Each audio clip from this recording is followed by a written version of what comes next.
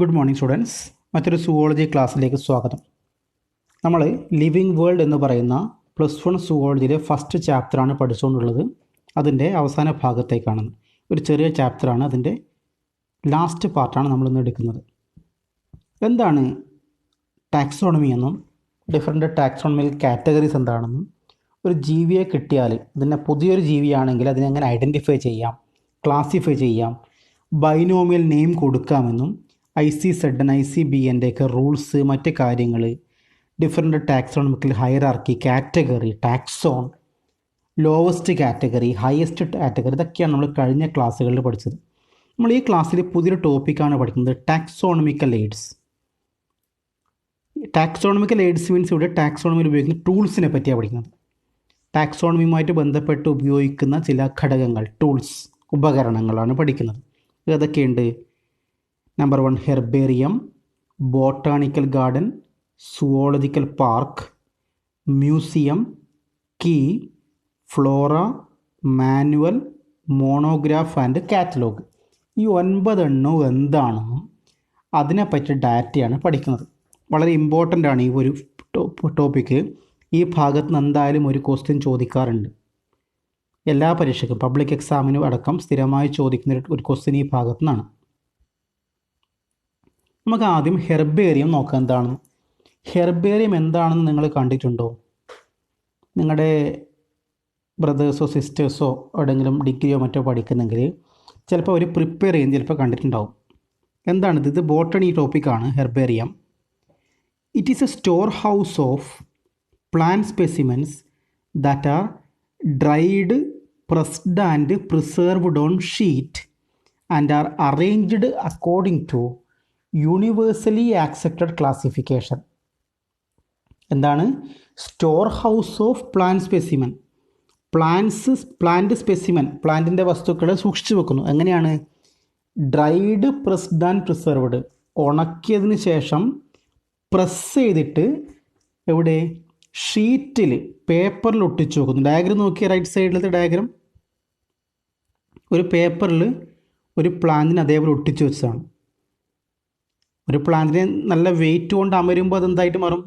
തിന്നായിട്ട് മാറൂലേ? വലിയ മരമല്ല, ചെറിയ herbarium. What is herb? മരങ്ങൾ 3 തരത്തിലല്ലേ? Herb, shrub and trees. Herb എന്ന് പറഞ്ഞാൽ ചെറിയ പുല്ലുകൾ, ആ ചെറിയ ചെടികളാണ്. അതായത് വലിയ മരങ്ങളൊന്നും നമുക്ക് ഒട്ടിച്ച് വെക്കാൻ പറ്റില്ല പേപ്പറിൽ. ചെറിയ ചെടികളെയാണ് ഉദ്ദേശിച്ചത്, അവയുടെ ലീഫിനും അല്ലെങ്കിൽ പൂക്കളെയൊക്കെ കാണുന്ന പോലെ. എന്താ പറഞ്ഞത്? പ്ലാന്റിനെ ഡ്രൈഡ്, പ്രസ്ഡ് ആൻഡ് പ്രിസേർവ്ഡ് ആയിട്ട് ഷീറ്റിൽ ഒട്ടിച്ചു വെക്കുന്ന ഒരു കാറ്റഗറി. അതെന്ത് വേണമെന്നാണ് പറഞ്ഞത്? Universally accepted classification. വെറുതെ ഒട്ടിച്ചു വെക്കുന്നതല്ല, യൂണിവേഴ്സലി ആക്സെപ്റ്റഡ് സിസ്റ്റം ഉണ്ടല്ലോ, ക്ലാസിഫിക്കേഷൻ, ബൈനോമിയൽ, അതിൻ്റെ അടിസ്ഥാനത്തിൽ. Herbarium sheet are labelled with information about date and place of collection, English, local and botanical name, family, collector's name, etcetera. ഇപ്പോൾ നോക്കുക, ഈ ഒരു ഷീറ്റാണ് ഹെർബേറിയം ഷീറ്റ്. ഇവിടെ പ്ലാന്റ് ഒട്ടിച്ച് വെച്ചാൽ മാത്രം. താഴെ നോക്കിയേ, ഇവിടെ എന്തൊക്കെ എഴുതിയതുപോലെ കാണില്ലേ നിങ്ങൾക്ക്? അവിടെ എന്തൊക്കെ വേണമെന്നാണ് പറയുന്നത്? അവിടെ എഴുതേണ്ട കാര്യങ്ങൾ date and place of collection. ഇപ്പോൾ എക്സാമ്പിൾ എത്രയാണ്? 2020 December 5. പ്ലേസ് ആണെങ്കിൽ Sheni, Kasaragod. English, local and botanical name. ഇപ്പോൾ എക്സാമ്പിൾ നമ്മൾ സെലക്ട് ചെയ്ത പ്ലാന്റ് എന്താ? മാംഗോ ആണെന്ന് വിചാരിക്കുക. മാംഗോ വേണ്ട, നമുക്ക് തുളസി നോക്കാം. ഓക്കെ, തുളസി ഒരു ഹെർബ്, ചെറിയ പ്ലാന്റാണ് തുളസി. അപ്പോൾ നമുക്ക് മലയാളത്തിൽ തുളസി എന്ന് വേണമെങ്കിൽ പറയാം. ഇംഗ്ലീഷിൽ നമുക്ക് തുളസി എന്ന് തന്നെ പറയുന്നുണ്ട്, ഒസീമം. അതേപോലെ ബോട്ടണിക്കൽ നെയിം ഒസീമം സാങ്ക്ടം. 3 എഴുതുക. പിന്നെ അതിൻ്റെ ഫാമിലി നെയിമും കൂടി എഴുതുക. നമ്മൾ നേരത്തെ പറയും സൊളനേസിയാണ്, സൊളനേസി, അല്ലെങ്കിൽ ഏത് ഫാമിലി, അതും കൂടി അറിഞ്ഞിട്ട് എഴുതുക. എന്നിട്ടോ കളക്ടേഴ്സ് നെയിം. കളക്ടേഴ്സ് നെയിം എന്താണ്? ആരാണ് കളക്ടർ? കാസർഗോഡ് ജില്ലാ കളക്ടറാണോ? അല്ല, കളക്ട് ചെയ്ത ആളുടെ പേരാണ് കളക്ടർ. അപ്പോൾ നിങ്ങളുടെ പേര് അത്രയും അവിടെ വേണം. അപ്പോൾ എന്ത് മനസ്സിലാക്കി എന്ന് ആ ഒരു ഷീറ്റിൽ ഒട്ടിച്ചു വെച്ചു. ഓക്കെ, ഒരു ഷീറ്റ്. ഇനി അടുത്തത്, രണ്ടാമത്തെ ഷീറ്റിൽ നിങ്ങൾ വേറൊരു പ്ലാന്റിനെ ഇതേ ഷേണി ഭാഗത്ത് നിന്ന് കളക്ട് ചെയ്തു. ഡേറ്റ് വേറെയാണ്. നിങ്ങൾ ഡിസംബറിൽ കളക്ട് ചെയ്തതാണ് ഈ പ്ലാന്റ് എന്ന് വിചാരിച്ചോ. നിങ്ങൾ ജൂൺ മാസത്തിൽ കളക്ട് ചെയ്തത് മറ്റൊരു പ്ലാന്റ്. ഓക്കെ. അപ്പോൾ വ്യത്യസ്ത മാസങ്ങളിൽ ഷേണി ഭാഗത്ത് നിന്ന് കളക്ട് ചെയ്ത ഒരു 10-15ഓളം ചെടികളുണ്ട്. അവയെ നിങ്ങളിങ്ങനെ ഷീറ്റാക്കി വെച്ചില്ലേ? ഈ ഷീറ്റുകളെല്ലാം ചേർന്ന് ഒരു ബുക്കായിട്ട് ബൈൻഡ് ചെയ്യാൻ പറ്റും, നമ്മൾ കല്യാണത്തിൻ്റെയൊക്കെ ആൽബം ആക്കുന്ന പോലെ. ഓക്കെ, അതാണ് ഹെർബേറിയം. ഇനി ആ ബുക്ക് തുറന്നു നോക്കുന്ന ആൾക്ക് എന്ത് മനസ്സിലാവും? ഇത് ഷേണി എന്ന നാട്ടിൽ, കാസർഗോഡ് ജില്ലയിലെ ഷേണി പ്രദേശത്ത് ഉള്ള ഒരാൾ എന്നല്ല, ആ ഭാഗത്ത് കണ്ടെത്തിയ പ്ലാന്റ്സ് ആണ്. ഒരു വർഷക്കാലം അവിടെ ഉണ്ടായിരുന്ന പുതിയ ചെറിയ സസ്യങ്ങളെ പറ്റിയാണ് പറഞ്ഞിട്ടുള്ളത്. അപ്പോൾ അതുകൊണ്ട് എന്ത് മനസ്സിലാക്കാൻ പറ്റും? ഇപ്പോൾ എക്സാമ്പിൾ ഡിസംബർ മാസത്തിൽ കാണുന്നൊരു ചെടി എന്ന് പറയുമ്പോൾ നമുക്ക് എന്ത് പറയാൻ പറ്റും? തണുപ്പ് സീസണിൽ മാത്രം ഡെവലപ്പ് ചെയ്യുന്ന ചെടി. ഇനി ജൂൺ മാസമാണ്, നമുക്ക് എന്ത് പറയാം? റെയിനി സീസണിൽ മാത്രം ഡെവലപ്പ് ചെയ്യുന്നൊരു ചെടി. അതേപോലെ ഇപ്പോൾ എക്സാമ്പിൾ നമ്മൾ ഏപ്രിൽ മാസമൊക്കെ ആണെങ്കിലോ സമ്മർ സീസണിലുള്ള ഒരു റോക്കി ഏരിയയിൽ കാണുന്ന ചെടി, ഇങ്ങനെ വിചാരിക്കാം. ഇപ്പോൾ നിങ്ങൾക്കറിയായിരിക്കും, നിങ്ങളുടെ ആ ഭാഗത്തുള്ളവരാണ് ബദിരംപള്ളയിലൊരു പള്ളമുണ്ട് അല്ലേ, മഴക്കാലത്ത് വെള്ളം കെട്ടി നിൽക്കുന്ന ഒരു സ്ഥലം. അവിടെ മാത്രം ഒരു പുതിയ തരം പ്ലാന്റ് മഴക്കാലത്ത് ഐസൊലേറ്റ് ചെയ്തിട്ടുണ്ട്. ഞാനും എൻ്റെ ഒരു സുഹൃത്തും കൂടി അവിടെ പോയിട്ടുണ്ടായിരുന്നു. എൻ്റെ സുഹൃത്ത് ടാക്സോണമിസ്റ്റാണ്, അധ്യാപകനാണ്, ടാക്സോണമിസ്റ്റാണ്. അപ്പോൾ അദ്ദേഹം എന്നെ വിളിക്കേണ്ട ഒരു പ്രാവശ്യം. ഞാൻ അങ്ങോട്ട് പോയി. അവിടെ പ്രത്യേക പ്ലാന്റ് ഉണ്ട്, അതിന് ഫോട്ടോ എനിക്ക് അയച്ചു തന്നു. ഇങ്ങനത്തെ ഒരു പ്ലാന്റ് മുമ്പ് പോയി കഴിഞ്ഞ വർഷത്തെ മഴക്കാലത്ത് കണ്ടിരുന്നു. അപ്പോൾ ഈ വർഷം മഴക്കാലത്ത് പോയി ഒന്ന് അന്വേഷിക്കാമോ? ഞാൻ പോയിട്ട് അതിൻ്റെ ഫോട്ടോസ് കിട്ടി, ഫോട്ടോസ് അയച്ചു കൊടുത്തു. അതായത് അവിടെ എല്ലാ മഴക്കാലത്തും ഉണ്ടാവുമെന്ന് അറിയണം. അപ്പോൾ അതിനെപ്പറ്റി അദ്ദേഹത്തിന് എന്ത് ചെയ്തു? ഇതുപോലെ പുതിയൊരു ടാക്സോണമിക്കലി ഐഡൻറ്റിഫൈ ചെയ്തു, പത്രത്തിലൊക്കെ വാർത്തയൊക്കെ ഉണ്ടായിരുന്നു. അപ്പോൾ അങ്ങനെ, അതായത് അപ്പോൾ മഴക്കാലത്ത് മാത്രം ഉണ്ടാകുന്ന പ്ലാന്റ് അങ്ങനെ ഉണ്ട്. അപ്പോൾ അതൊക്കെ ഈ ബുക്ക് നോക്കിയാൽ നമുക്ക് എന്ത് മനസ്സിലാക്കാൻ പറ്റും? ഒരു സ്ഥലത്ത് ഒരു സീസണിൽ അല്ലെങ്കിൽ ഒരു കാലഘട്ടത്തിൽ ഉണ്ടായിരുന്ന ഒരു പ്ലാന്റാണിത് മനസ്സിലാക്കാൻ പറ്റും. നമ്മളെവിടെയും പോകേണ്ട ആവശ്യമില്ല. നമ്മൾ പഠിക്കുന്ന കുട്ടികൾ എവിടെയും പോകേണ്ട ആവശ്യമില്ല. കാരണം അറിയാവുന്നവരത് കളക്ട് ചെയ്ത് വെച്ചിട്ടുണ്ട്. ലൈബ്രറിയിൽ പോയി ബുക്ക് നോക്കുന്ന പോലെ നമുക്ക് ഒരു പ്ലാന്റ് ലൈബ്രറിയിൽ പോയിട്ട് ഹെർബേറിയം എടുത്ത് നോക്കാം.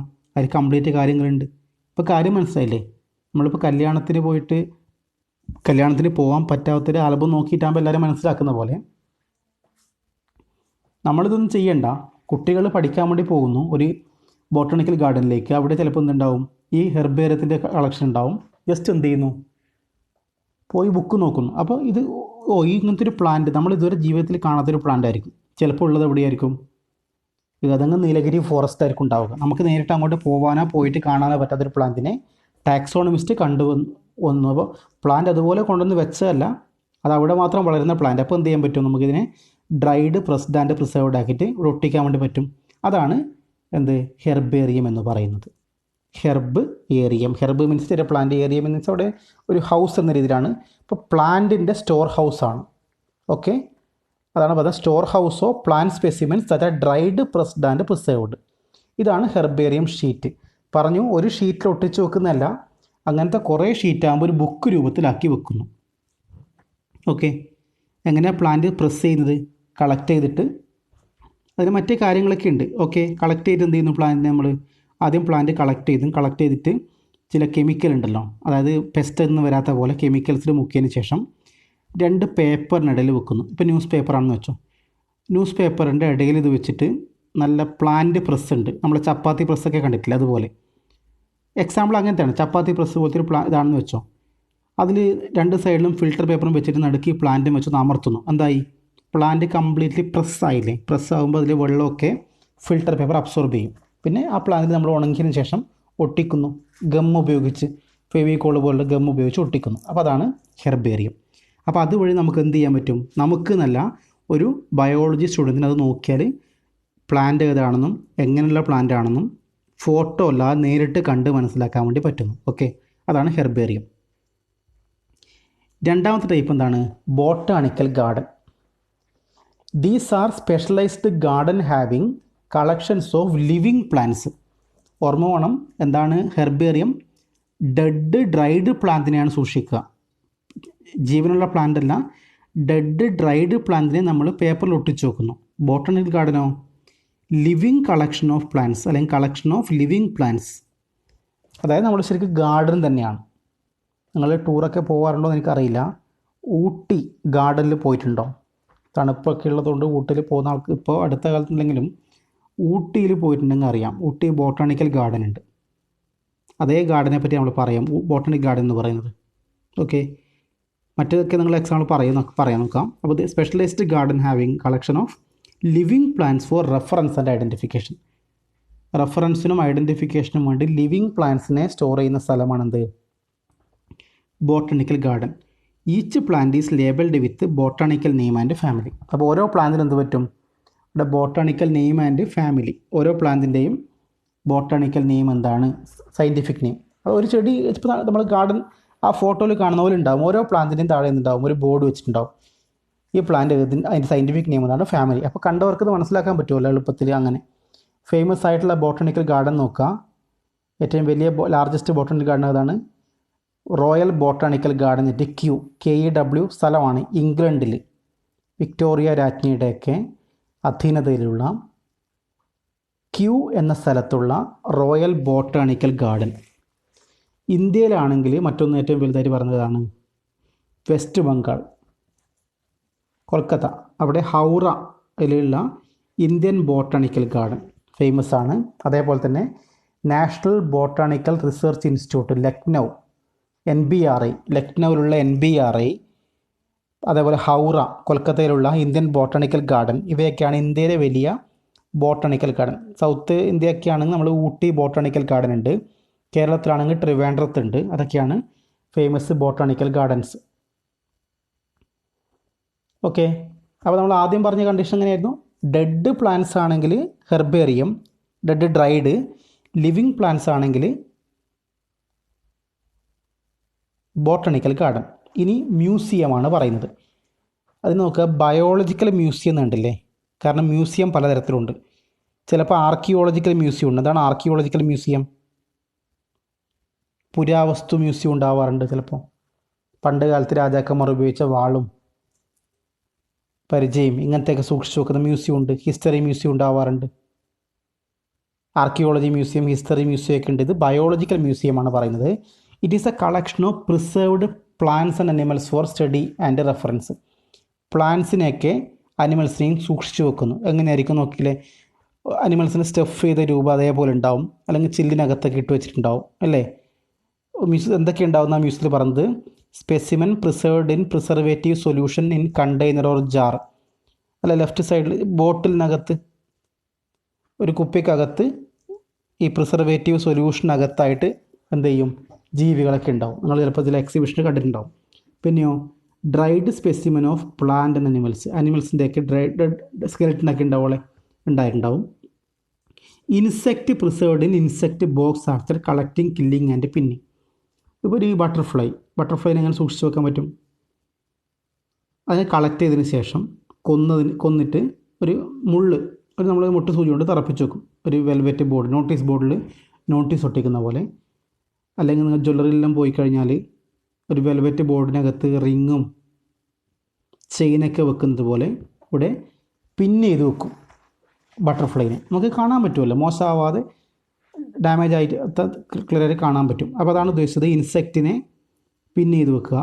സ്റ്റഫ്ഡ് ലാർജ് അനിമൽസിലേക്ക് ബേഡ്സും മാമൽസിൻ്റെ സ്കിന്നൊക്കെ അതേപോലെ ഉണ്ടാവും, അകത്ത് കോട്ടണൊക്കെ നിറച്ചിട്ട് അതേപോലെ വെക്കും. അല്ലെങ്കിൽ ഡെഡ് ബോഡി തന്നെ എന്താവും, പ്രിസർവ് ചെയ്തിട്ട് ഇങ്ങനെ കാണുമ്പോൾ നമുക്ക് കറക്റ്റ് ഒരു അനിമലിനെ പോലെ തോന്നുന്ന രീതിയിൽ സ്റ്റഫ് ചെയ്ത് വെച്ചിട്ടുണ്ടാവും. പിന്നെയോ അനിമൽ സ്കെലറ്റൺ, ഇപ്പോൾ ഹ്യൂമൻ സ്കെലറ്റനൊക്കെ ഉണ്ടാവാറില്ല ലാബുകളിൽ, അതുപോലെ. അപ്പോൾ അവിടെ പോയാൽ നമുക്ക് പല ജീവികളെയും ഡെഡ് സ്പെസിമെനെ കാണാൻ പറ്റും. 4 സുവോളജിക്കൽ പാർക്ക്. നമ്മൾ സൂ എന്ന് പറയുന്നു.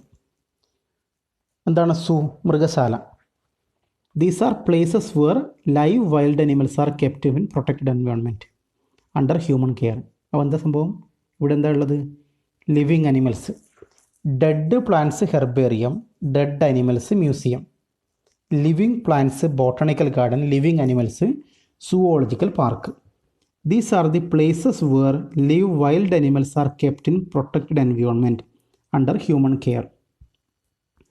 It helps to learn about their food habit and behavior. അപ്പോൾ നമുക്ക് അടുത്ത് പോയി കാണാൻ പറ്റും, വലിയ അനിമൽസിനെയൊക്കെ നമുക്ക് അടുത്ത് കാണാൻ പറ്റും. അവയുടെ ഫുഡ് എന്താണ്, അവയുടെ ബിഹേവിയർ എങ്ങനെയാണ്, അതായത് പകൽ സമയത്ത് കിടന്നുറങ്ങിയിട്ട് രാത്രി ആക്റ്റീവ് ആവുന്നവയുണ്ട്. ഇതൊക്കെ വ്യക്തമായി പഠിക്കാൻ വേണ്ടി അത് ഉപയോഗിക്കുന്നു. അതാണ് എന്ത്? സുവോളജിക്കൽ പാർക്ക് അല്ലെങ്കിൽ സൂ. അഞ്ചാമത്തത് key. It is the analytical method of identifying organisms based on similarities and dissimilarity. ഇതൊരു പുസ്തകമാണ് കേട്ടില്ലേ, ഇതൊരു ബുക്കാണ്. എന്താ സംഭവം? ബുക്കിൽ കുറേ പോയിൻ്റ് കൊടുത്തിട്ടുണ്ട്. നിങ്ങൾക്ക് മുമ്പിൽ ഒരു ജീവിയുണ്ട്, നിങ്ങൾക്കൊരു പുതിയ ജീവിയെ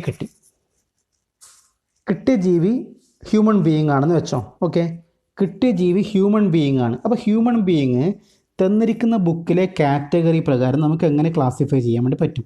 ഒന്ന് ബുക്ക് നോക്കിയേ. തന്നിരിക്കുന്ന ജീവിക്ക് ചോദ്യം ഇതാണ്, ഡ്രൈ സ്കിന്നാണോ,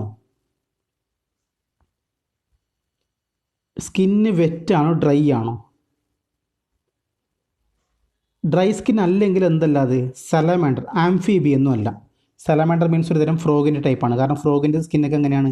വെറ്റ് സ്കിന്നാണ്. അപ്പോൾ അങ്ങനെ ഡ്രൈ സ്കിന്നാണോ? അല്ല. അല്ലെങ്കിൽ സലമാൻഡർ. യെസ് ആണെങ്കിൽ അടുത്ത ചോദ്യം എന്താണ്? ഹെയർ ഉണ്ടോ? ബോഡിയിൽ ഹെയർ ഉണ്ടോ? ഹെയർ ഇല്ല. അപ്പോൾ ഹെയർ ഇല്ലെങ്കിൽ എന്തല്ല? ലിസാർഡും അല്ല. ഹെയർ ഉണ്ടെങ്കിൽ അങ്ങോട്ട് വരാം അടുത്ത ചോദ്യം. അതായത് നമ്മൾ ക്വസ്റ്റ്യൻ ചോദിച്ചു, യെസ് ഓർണോ. നോ ആണെങ്കിൽ എന്ത് മനസ്സിലായി? സലമാൻഡർ ആണ്. ഡ്രൈ സ്കിന്ന് ഉണ്ടോ? ഇല്ല. എന്നാൽ സലമാൻഡർ ആണ്. ഇനി ഇഫ് ഇറ്റ് ഈസ് എന്താ ഡ്രൈ സ്കിൻഡ്, അടുത്ത ക്വസ്റ്റ്യൻ എന്താണ്? ഹെയർ ഉണ്ടോ? ഹെയർ ഇല്ല. ഹെയർ ഇല്ലെങ്കിൽ ലിസാർഡ്. പക്ഷെ നമ്മുടെ ആൻസർ എന്താണ്?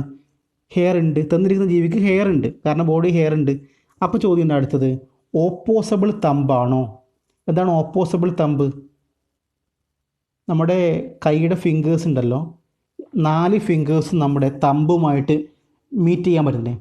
മറ്റ് ഫിംഗേഴ്സ് പറ്റില്ല. നിങ്ങളുടെ മെയിൻ ഫിംഗർ ഇല്ലേ, മെയിൻ ഫിംഗറിലേക്ക് ബാക്കി 4 ഫിംഗറും ടച്ച് ചെയ്യാൻ പറ്റുന്നില്ലേ?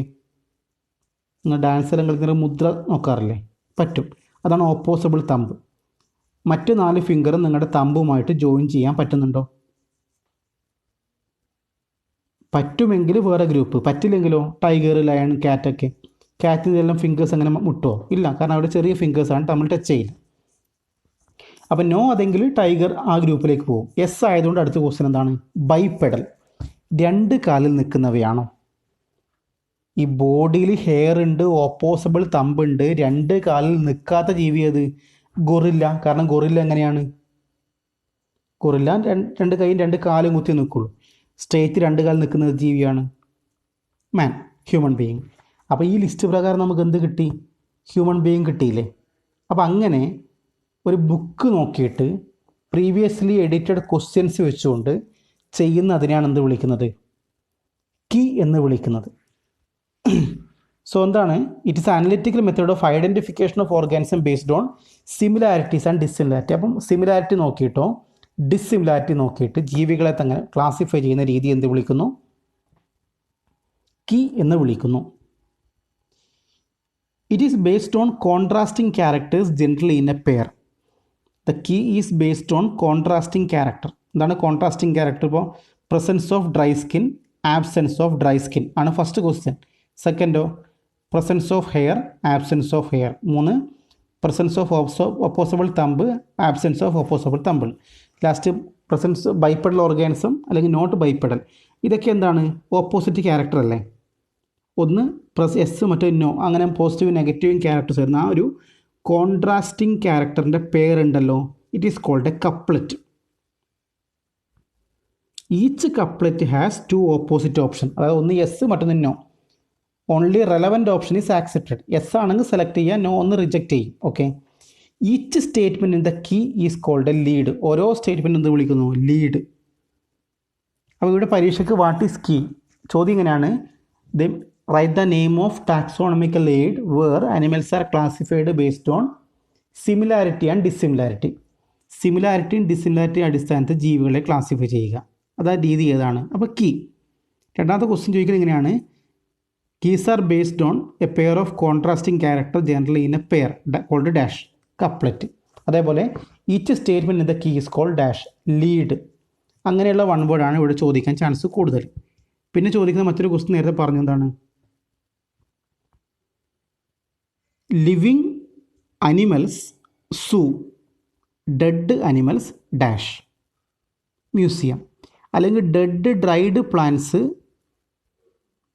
Herbarium, living plants dash botanical garden. അങ്ങനെ എളുപ്പത്തിൽ അരമാർക്ക് 1 മാർക്ക് ക്വസ്റ്റ്യൻസ് അങ്ങനെയും ചോദിക്കാം. ഇനി നമ്മുടെ അടുത്ത കീയുടെ കേസ് നോക്കുക. ഒരു മറ്റൊരു കീയുടെ എക്സാമ്പിൾ നോക്കുക. എന്താണ്? Gram positive cell, gram negative cell. നിങ്ങൾ ബാക്ടീരിയയെ പറ്റി പഠിക്കുമ്പോൾ അത് പഠിക്കും. ഓക്കെ, സെക്കൻഡ് ചാപ്റ്റർ ബോട്ടണിയിൽ പഠിക്കുമ്പോൾ ഗ്രാം പോസിറ്റീവ് നെഗറ്റീവ് എല്ലാം അപ്പോൾ പഠിക്കും. ബാക്ടീരിയ 2 തരമുണ്ട്. അങ്ങനെ നോക്കിയിട്ട് ബ്രാക്കറ്റ് ടൈപ്പ് ഇങ്ങനെയാണ്. പിന്നെ രണ്ടാമത്തെ ക്വസ്റ്റ്യൻ റോഡ് ഷേപ്പ്ഡ് സെല്ലാണോ നോൺ റോഡ് ഷേപ്പ്ഡാണോ ബാക്ടീരിയ. 3 ഓക്സിജൻ ടോളറേറ്റ് ചെയ്യാൻ പറ്റുമോ അല്ലാത്തതാണോ. ലാക്ടോസ് ഫെർമെൻറ്റേഷൻ ചെയ്യുന്നുണ്ടോ ചെയ്യുന്നില്ലേ. അങ്ങനെ ക്വസ്റ്റ്യൻ വെച്ചിട്ട് ബ്രാക്കറ്റ് ടൈപ്പ് ക്വസ്റ്റ്യൻ വരും. അതല്ലെങ്കിലോ ബ്രാഞ്ചിങ് ടൈപ്പ്. എന്താ branching type? Gram positive cells no ആണെങ്കിൽ യെല്ലോയിലേക്ക് പോവുക, എസ് ആണെങ്കിൽ ബ്രൗണിലേക്ക് പോവുക. യെല്ലോ മീൻസ് ഈ ബോക്സ് ആണ് ഉദ്ദേശിക്കുന്നത്. ഓക്കെ, ഇനി റോഡ് ഷേപ്പ് ആണെങ്കിലോ കിട്ടുന്നിരിക്കുന്ന റോഡ് ഷേപ്പാണ്. സോറി, എന്താണ് ഗ്രാം പോസിറ്റീവ് ആണ്. നോ അതെങ്കിൽ റോഡ് ഷേപ്പിലേക്ക് പോവുക, എന്നിട്ട് എസ് ഓർ നോ കൊടുക്കുക. അങ്ങനെ പോയി അവസാനം എന്ത് കിട്ടും? അസറ്റോയിൻ പ്രൊഡ്യൂസ് ചെയ്യുന്ന എന്ത് കിട്ടും? എൻതെറോബാക്ടർ, ഇല്ലെങ്കിൽ സിട്രോബാക്ടർ. ഓക്കെ, ഹൈഡ്രജൻ സൾഫൈഡ് ഈ ടേബിൾ മാത്രം നോക്കിയാൽ മതി. അങ്ങനെ പോയി അവസാനം ഹൈഡ്രജൻ സൾഫൈഡ് ഗ്യാസ് പ്രൊഡ്യൂസ് ചെയ്യുന്ന ബാക്ടീരിയ ആണോ? എസ് എങ്കിൽ എന്ത് കിട്ടും? സാൽമോണല്ല. സൾഫൈഡ് അല്ലാതെ അസറ്റോയിൻ ആണെങ്കിലോ എൻതെറോബാക്ടർ. ഇനി സാൽമോണല്ലയും എൻതെറോബാക്ടറും അല്ലെങ്കിൽ ആ ഗ്രൂപ്പിൽ ഏതേ വരൂ? സിട്രോബാക്ടർ. അങ്ങനെ ഒരു ഫൈനലായിട്ട് നമുക്കൊരു കൺക്ലൂഷനിലേക്ക് എത്താൻ വേണ്ടി പറ്റും. അങ്ങനെ എഴുതുന്നതിനാണ് എന്ത് വിളിക്കുന്നത്? നമ്മൾ ടാക്സോണമി കീ എന്ന് പറയുന്ന ഓപ്ഷൻ നമ്മൾ പറഞ്ഞത്. ഓക്കെ, ഇനി ആറാമത്തെ ഇത് ഫ്ലോറയാണ്. എന്താണ് Flora? It is the actual account of habitat and distribution of plant species of a given area. ഒരു സ്ഥലത്തുള്ള പ്ലാന്റ് സ്പീഷീസിനെ പറ്റിയിട്ടുള്ള കാര്യമാണ് ഫ്ലോറ. കാരണം ബയോളജിക്കലി ഫ്ലോറ എന്ന് പറയുന്ന പ്ലാന്റ്സ് ആണ്. ഇപ്പോൾ നോക്കുക, ഫ്ലോറ ഓഫ് പാൻ ഹിമാലയ. അർത്ഥം എന്താണ്? പാൻ ഹിമാലയയിലെ പ്ലാന്റ്സിനെ പറ്റിയുള്ള സ്റ്റഡി. അപ്പോൾ ഫ്ലോറ എന്ന് പറഞ്ഞാൽ നോക്കുക, കൊടുത്തിട്ടുണ്ട് എന്താണ്?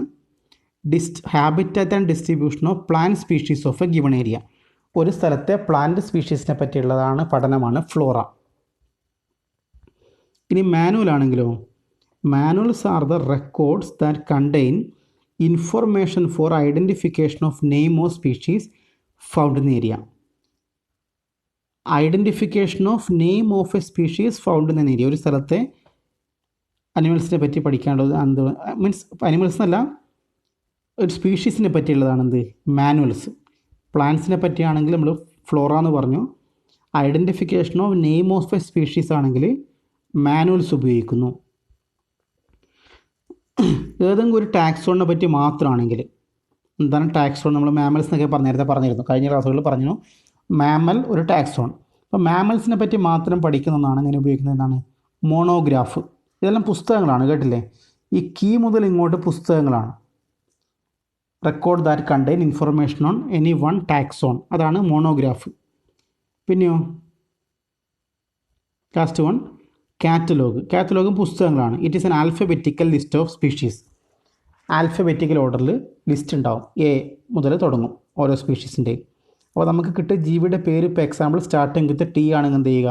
ഡിക്ഷണറി നോക്കുന്ന പോലെ ടി സെർച്ച് ചെയ്യുക, എന്നിട്ട് ആ ജീവിയുടെ ഡീറ്റെയിൽസ് കിട്ടും. അതാണ് കാറ്റലോഗ് എന്ന് പറയുന്നത്. അങ്ങനെ ഡിഫറെൻറ്റ് ടൈപ്പാണ് ഇതിൽ കൊടുത്തിട്ടുള്ള കാര്യങ്ങൾ. ഓക്കെ, അപ്പോൾ നമ്മൾ എന്തൊക്കെയാണ് പറഞ്ഞു? ഇപ്പോൾ ടാക്സോണമിക്കൽ എയ്ഡ്സ് ആണ് പറഞ്ഞത്. എന്താണ് ടാക്സോണമിക്കൽ എയ്ഡ്സ്?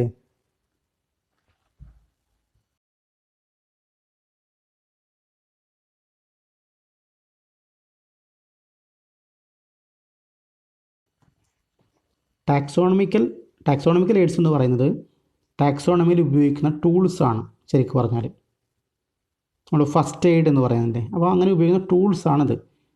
അപ്പോൾ അതിന് എന്തൊക്കെ ഉപയോഗിക്കുന്നു? Herbarium, botanical garden, zoological park, museum, key, flora, manual, monograph, catalogue. തുടക്കത്തിൽ ഒന്നുകൂടി പറയാം. ഈ ഹെർബേറിയം നമ്മൾ ഉണ്ടാക്കുന്നതാണ് പുസ്തക രൂപത്തിൽ. മ്യൂസിയം നമ്മൾ ഒരു റൂമിനകത്ത് സ്റ്റോർ ചെയ്ത് വെക്കുന്നതാണ്. അപ്പോൾ ഹെർബേറിയം, മ്യൂസിയം നമ്മൾ ഉണ്ടാക്കിയിട്ട് സൂക്ഷിച്ച് വെക്കുന്ന സ്ഥലങ്ങളാണ്. ബോട്ടണിക്കൽ ഗാർഡൻ മീൻസ് നമ്മൾ ആർട്ടിഫിഷ്യൽ ഒരു ഗാർഡൻ ഉണ്ടാക്കുകയാണ്, പല തരത്തിലുള്ള ചെടികളെ നട്ടുകൊണ്ട് ചെയ്യുന്നത്. അപ്പോൾ അവിടെ സസ്യങ്ങളെ പറ്റി പഠിക്കാൻ പറ്റും. സൂ എന്ന് പറയുന്നത് വന്യജീവികളെ കൂട്ടിനകത്ത് സംരക്ഷിക്കുന്നതാണ്. അപ്പോൾ നിങ്ങൾ അതെങ്കിലും സൂവിൽ പോയിട്ടുണ്ടോ? മൈസൂർ പോയവർ ചിലപ്പോൾ അറിയാം. മൈസൂർ ഒരു വലിയ സൂ ഉണ്ട്, ഒരുപാട് അനിമൽസ്. അതേപോലെ അവിടെ കാട്ടിലാണോ സംരക്ഷിച്ചല്ല, മൈസൂർ ടൗണിലാണല്ലേ, മൈസൂർ സിറ്റിയോട് ചേർന്നിട്ടാണ് സൂ ഉള്ളത്. അവിടെ നമ്മൾ ആർട്ടിഫിഷ്യലി അവയ്ക്ക് ഫുഡ് കൊടുക്കുന്നു, അവിടെ മരമുണ്ട്, എല്ലാം ഉണ്ട്. പക്ഷെ നമ്മളവിടെ വളർത്തുന്നു. അങ്ങനെ അവിടെ ആവാസ വ്യവസ്ഥയ്ക്ക് പുറത്ത് അങ്ങനെ സംരക്ഷിക്കുന്നതാണ് സുവോളജിക്കൽ പാർക്ക് അല്ലെങ്കിൽ സുവോളജിക്കൽ ഗാർഡൻ അല്ലെങ്കിൽ സൂ എന്ന് പറയുന്നത്. അപ്പോൾ ബോട്ടണിക്കൽ ഗാർഡനിലും സുവോളജിക്കൽ പാർക്കിലുമാണ് അനിമൽസിനെയും പ്ലാന്റ്സിനെയും ജീവനോട് സംരക്ഷിക്കപ്പെടുന്നത്. ഹെർബേറിയത്തിലും മ്യൂസിയത്തിലും ഡെഡ് സ്പെസിമെനാണ് സംരക്ഷിക്കപ്പെടുന്നത്. ബാക്കി കാറ്റലോഗ്, മോണോഗ്രാഫ്, മാനുവൽ, ഫ്ലോറ, കീയൊക്കെ പുസ്തകങ്ങളാണ്. അപ്പോൾ ഇതൊക്കെ നമ്മൾ ഉപയോഗിച്ച് എന്ത് ചെയ്യാൻ പറ്റും? ടാക്സോണമി എന്ന സ്റ്റഡിയെ നമുക്ക് ഹെൽപ്പ് ചെയ്യാൻ വേണ്ടി പറ്റും. അപ്പോൾ ആദ്യം എന്താണ് ഹെർബേറിയം? ഡെഡ് ഡ്രൈഡ് സ്പെസിമെൻസിനെ കളക്ട് ചെയ്യുന്നതാണ് ഹെർബേറിയം. ലിവിങ് പ്ലാന്റ്സിനെ കൺസർവ് ചെയ്യുന്നതാണ് ബോട്ടണിക്കൽ ഗാർഡൻ. അതേപോലെ ഡെഡ് ഡ്രൈഡ് സ്പെസിമെൻസിനെയും ഇൻസെക്റ്റ് ബോക്സിൽ അല്ലെങ്കിൽ സ്റ്റഫ്ഡ് അനിമൽസിനെ സ്കെലിട്ടൺ, കണ്ടെയ്നർ ജാറിൽ ഇങ്ങനെയൊക്കെ ചെയ്യുന്നതാണ് മ്യൂസിയം എന്ന് പറഞ്ഞത്. ലിവിങ് അനിമൽസിനെ അവയുടെ ആവാസ വ്യവസ്ഥയ്ക്ക് പുറത്ത് സംരക്ഷിക്കുന്നതിനാണ് സൂ അല്ലെങ്കിൽ zoological park.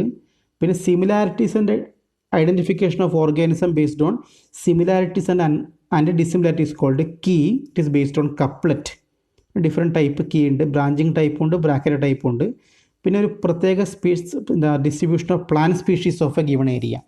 To study about the habit and distribution of plant species ആണെങ്കിൽ it is called flora. Then ഒരു species to study about the identification of name of species phone എന്ന ഏരിയ ആണെങ്കിൽ it is called manual. Then any one of the ടാക്സോണിനെ പറ്റിയുള്ള study ആണെങ്കിൽ we use monograph. And alphabetical ടേമിലാണ് നമ്മൾ അനിമൽസിനെ classify ചെയ്യാൻ ഉപയോഗിക്കുന്നത്. നമ്മൾ എന്ത് ചെയ്യുന്നു? കാറ്റലോഗ്സ് ഉപയോഗിക്കുന്നു.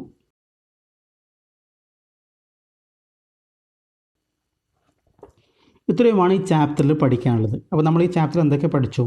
ചെറിയ ചാപ്റ്ററാണ്. ഫസ്റ്റ് പാർട്ടിൽ നമ്മൾ പഠിച്ചത് പ്രോപ്പർട്ടീസ് ഓഫ് ലിവിങ് ഓർഗാനിസം. സെക്കൻഡിൽ ടാക്സോണമി എന്താണെന്നൊക്കെ പഠിച്ചു, കാറ്റഗറീസ്. തേർഡ് ക്ലാസ്സിൽ, കഴിഞ്ഞ ക്ലാസ് നമ്മൾ പഠിച്ചത് എന്താണ്? ഫാമിലി മുതൽ സ്പീഷീസ് മുതൽ കിങ്ഡം വരെയുള്ള ഡിഫറെൻറ്റ് കാറ്റഗറി കാര്യങ്ങൾ. ഈ ക്ലാസ്സിൽ നമ്മളെന്ത് പഠിച്ചു? ഡിഫറെൻറ്റ് ടാക്സോണമിക്കൽ എയ്ഡ്സ് ഏതൊക്കെയെന്ന് പഠിച്ചു. ഓക്കെ.